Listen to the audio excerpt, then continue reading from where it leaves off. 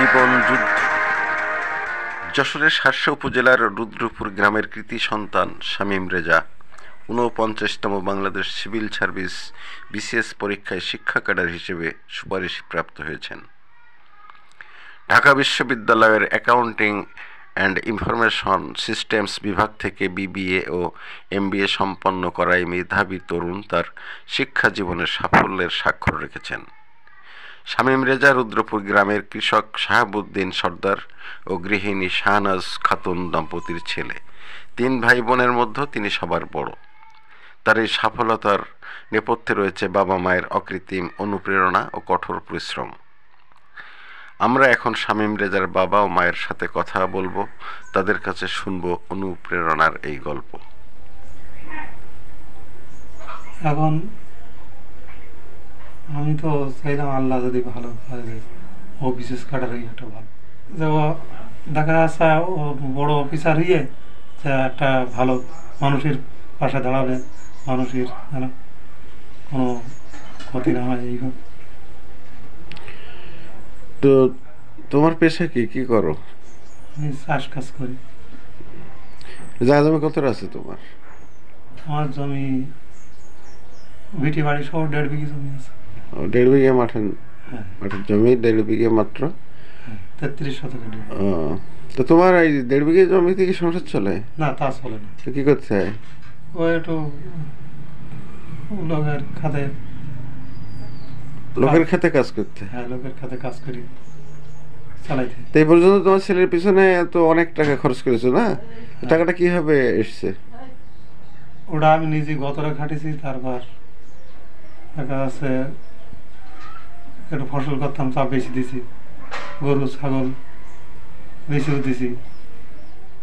যে ছেলে এমনি তোমরা গরিব মানুষ, এরা লেখাপড়া না শিখিয়ে যে কোনো একটা কাজ দেয়, যে কোনো একটা কর্ম করো।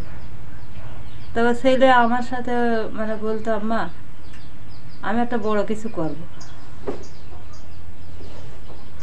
তারপরে ও যখন ইন্টার পাস করলো তখন আমার সাথে বলছে, আম্মা আমি তো হচ্ছে এসব কলেজে পড়বো না, আমি ভালো ভালো একটা কলেজে পড়ব। তাহলে তোমার যে আশা সেটা তুমি করিস, আমি চেষ্টা করবো তোমার পূরণ করার জন্য। তারপরে যখন ওই যশোর ওই ইয়ে কোচিং করবে, তোর আব্বার কাছে টাকা পয়সা ছিল না। তার আমার সাথে বলছে, আম্মা আমি যশোর কোচিং করবো, আমার কিছু টাকা লাগবে। তারপর আচ্ছা ঠিক আছে, তোমার টাকা আমি দেবো। তোমার কত টাকা লাগবে? তাছাড়া আম্মা প্রথমে 5,000 টাকা লাগবে। তাহলে ঠিক আছে, তোমার টাকা আমি দেবো, তোমার ওই যশোরে যা মানে খরচ হয় আমি দেবো। তারপরে আমার একটা ছাগল ছিল, সেটা বিক্রি করে তো ওর কাছে আমি 10,000 টাকা দিয়ে ওখানে ওই কোচিং করলো। করার পরে ওখানে আবার মানে ঢাকায় এর পরীক্ষা দেওয়ার জন্য চান্স পাতি হয়। মানে কোচিং করার পরে আবার ও পরীক্ষা দেওয়ার পরে মানে চান্স পেল। 2 জায়গায় পরীক্ষা দিল, 2 জায়গায় চান্স পেয়েছে। ঢাকা বিশ্ববিদ্যালয় ও ঢাকা জাহাঙ্গীরনগর বিশ্ববিদ্যালয়ও 2 জায়গায় আছে। এগুলো বেশি শেয়ার করতো তোমার সাথে, মানে ওর সুবিধা অসুবিধা তোমার কাছেই কথা বলতো? হ্যাঁ, কি করবে না করবে, টাকা লাগবে কি পয়সা লাগবে, এগুলো তুমি যতদূর পাইতে করতে। তারপরে আমার তোমার স্বামীর সাথে যতদূর পারতাম ততদূর। তাও তোমার স্বামীর সাথে বলতে যে আমার স্বামী দিন মজুরি ছিল, বুঝলেন? এমন কোনো টাকা এখানে তোমার মায়ের প্রচেষ্টাটা বেশি, বাপের প্রচেষ্টা আছে, তবে মাদের আন্তরিকতাটা বেশি থাকে। হ্যাঁ, যেটাই মানে সমস্যা হবে মার জানাবে। তোমার ওই পাড়ার লোকে কি বলতো যে বেশি লেখাপড়া করতে হবে না? লেখাপড়া শিখলেও ঢাকায় চান্স পাবে না, ও ফাও তোমরা এইসব টাকা পয়সা খরচ করছো কেন?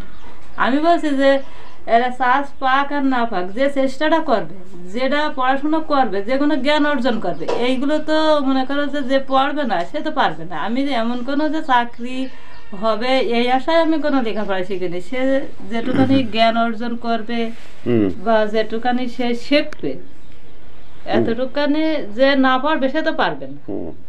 তা আমি এই জন্যই যে তার জ্ঞান অর্জন হয়।